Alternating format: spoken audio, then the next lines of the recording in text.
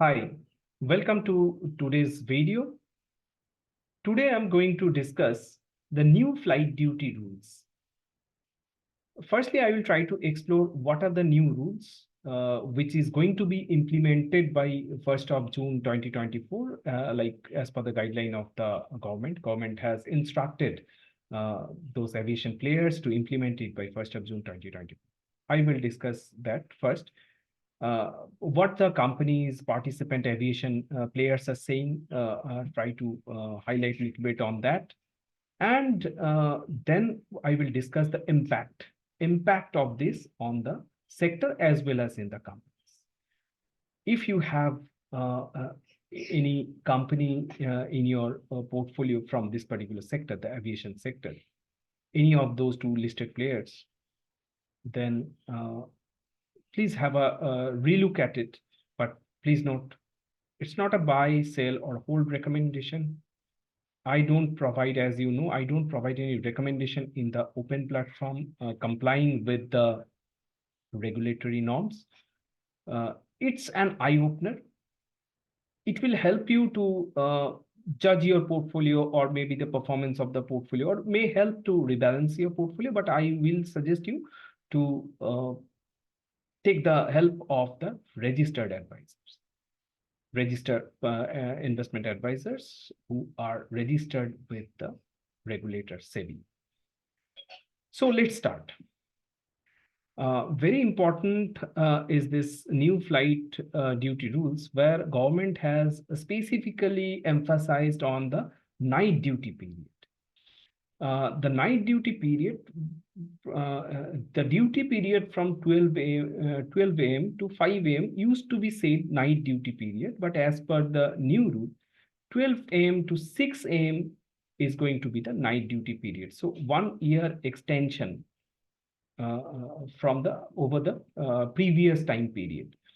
So 6 hours in the night, working 6 hours in the night from 12 a.m. onwards is will be considered as the night duty period now onwards with the implementation of this rule. Next one is the limit of night duty period, which government has made 10 hours. And simultaneously, the limit of the night flight period has been made 8 hours. Number of landing in the night, which was permissible maximum 6 earlier. Now it has been reduced to 2 only. So in the night time, 2 landings are permissible max in a certain period by one pilot. And pre-flight rest is minimum 12 hours, and weekly rest period, which was earlier 36 hours, has been extended to 48 hours. And as I already mentioned, that the regulatory body has informed, or let's say instructed, aviation players to implement it by 1st of June 2024. Now, what would be the impact? What the aviation players are saying? Aviation players are saying, like, like 4 or 5 players constitutes almost 95% of the air traffic, or let's say transports almost 95% of the air traffic. So like these players are saying that implementation by 1st of June is like with a very short notice. It's a very short notice, and it's very difficult to recruit all the necessary people and to train them by 1st of June. So implementation will be very difficult by 1st of June. This is number one. They have also warned that with this, 20% of the flight can be cancelled, may be cancelled. So if they are bound to implement 1st of June 2024 with existing staff strength, or by whatever max staff they can recruit within this time frame, and able to train them, by that new trained recruited staffs and existing staffs, they are not they will be able to operate 80% of the existing flights. So 20% flights will be cancelled. So that's why they have recommended, let's say they have appealed DCGA for extension of the time period. Now the point is, what would be the impact? Impact, obviously, like it will increase the strength of employees. Means aviation players need to increase the strength of the employees. One aviation player who has mentioned that around to comply with this new flight duty rule, 25% addition in the employees, number of employees is required. So 25% increase in the number of employees, or let's say employee strength, means at least 25% increase in the, or let's say plus minus 25% increase in the employee cost. Now I will try to share what would be the impact. For that, I will prefer to share my screen once. Just a moment.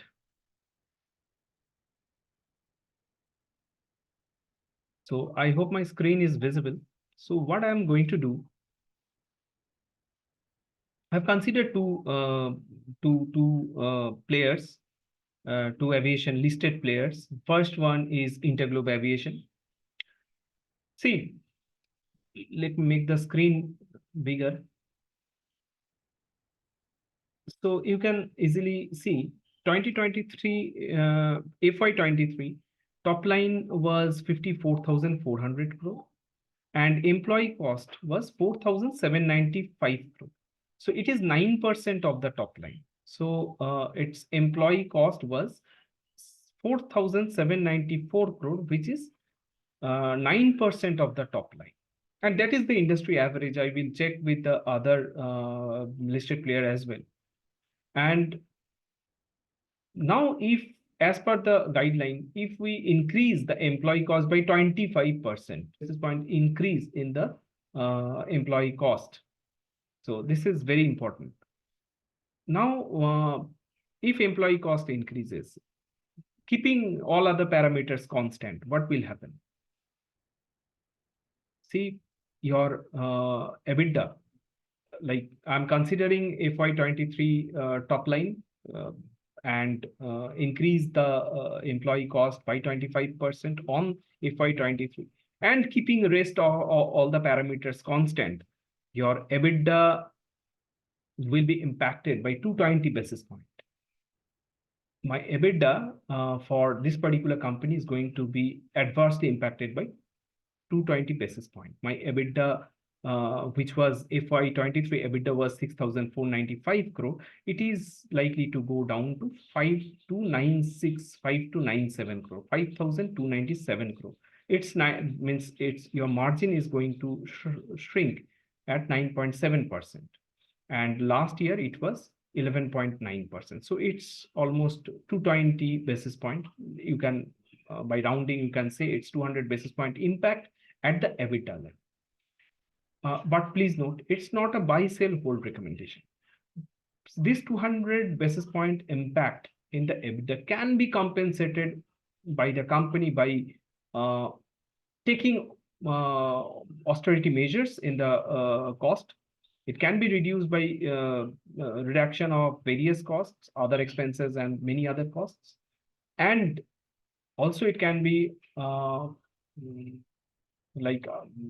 it can be compensated by little increase,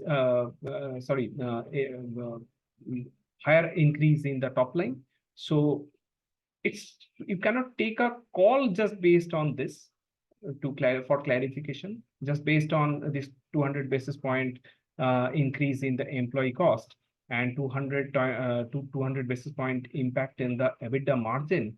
One must not take a call.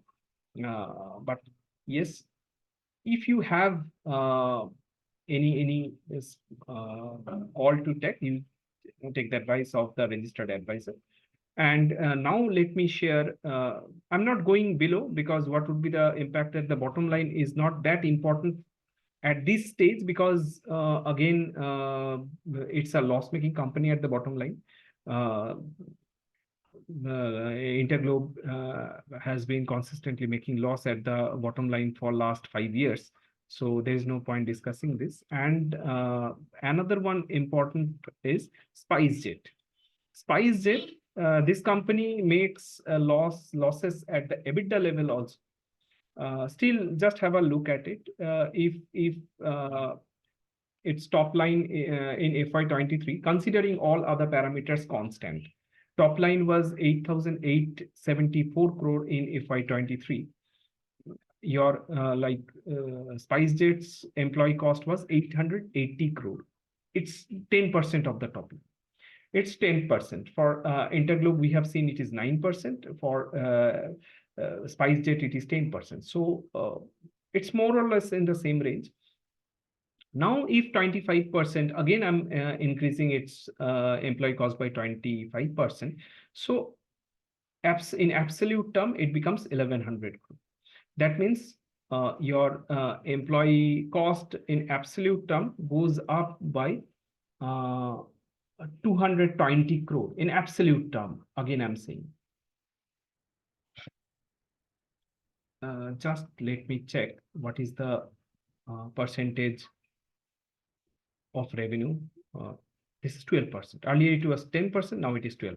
2%, again, 200 basis point increase in the employee cost. In absolute term for Interglobe Aviation, this impact was, let me find out, it's almost 1,200. This increase in the employee cost, the impact was 1,200 crore during, like for Interglobe Aviation. For SpiceJet, it's 220 crore. And the impact, I said, like this SpiceJet makes losses at the EBITDA level. Last year, means FY23, it made a loss of 1,006 crore.